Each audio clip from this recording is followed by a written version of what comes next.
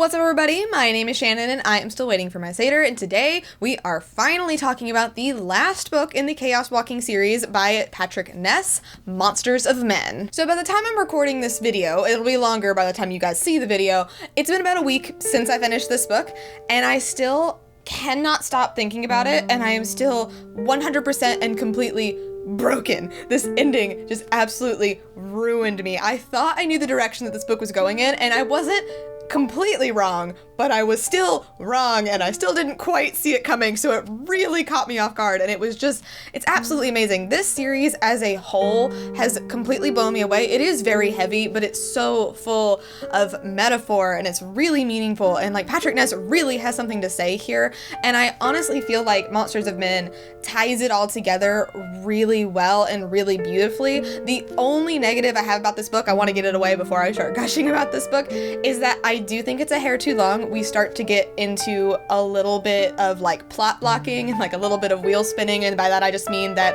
the plot would start to progress, but then like something would happen and like things would happen later, but it just served to make the book a little bit longer.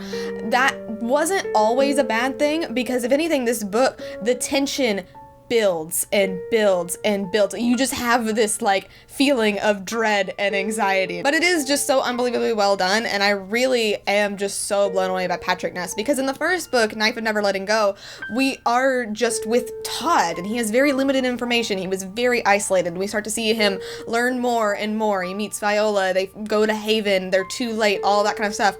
With the Ask and the Answer, we start to see a lot more about who Todd is and this inherent goodness inside of him, and that he doesn't want to kill people, like how he can change people, how we are starting to get divided here. But then with this book, we are in all-out war, and we have a new perspective added into the mix. In this book, the perspective changes between Todd and Viola a lot. We don't really have chapters anymore. I'd really say we have more of like sections where it would switch back and forth a lot between Todd and Viola, and then it would stop and we'd get a Spackle's perspective, because the Spackle had been added to the mix now. We now have three sides to this war, and Patrick Ness very geniusly gives us all three sides, so we really do get a good picture about what's going on here, but we are still very limited by what our characters know, like our main characters, because they do have like their leaders, their counterparts, who are kind of failing them or keeping secrets from them, so we still don't know everything. I really love what this book does with Todd, because in this book he starts to learn to control his noise, and that puts quite a wedge between him and Viola, because he has always been so just, his emotions are all on his sleeve. He's very vocal. He doesn't ever hold anything back. You always know exactly what he's thinking.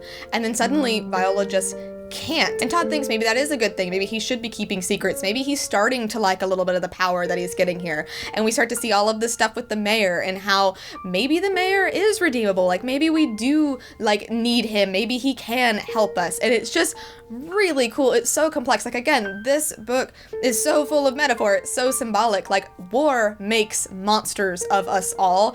That's what this book is about. This book is about like controlling information and like withholding things. And should we all have one collective voice, or should we all keep things a little bit more secret? Like what happens when you pit like man against woman against like the native creatures of this planet? What happens when you're just thrust into a war that you didn't even know what was going on? You just showed up here and now suddenly you're right in the middle of it. And what happens when you make war personal for yourself? It's so amazing. I can't stop thinking about it. I think about this book all the time, and that ending, it just leaves you with like, that can't be the end. Like it's so good. I wouldn't change anything about it. I do feel like everything was kind of building, and it is so beautiful, but to me, I'm just like, I want more. There is a short story that comes after this book. It's called Snowscape, and specifically if you look on Goodreads, Patrick Ness does not give a description for this book. He just says that it takes place after the events of this book, because he doesn't want to spoil anything, and I would recommend you give that a read as well if you read this book, because it's interesting. It doesn't exactly follow or do what you want it to do or what you think it's going to do,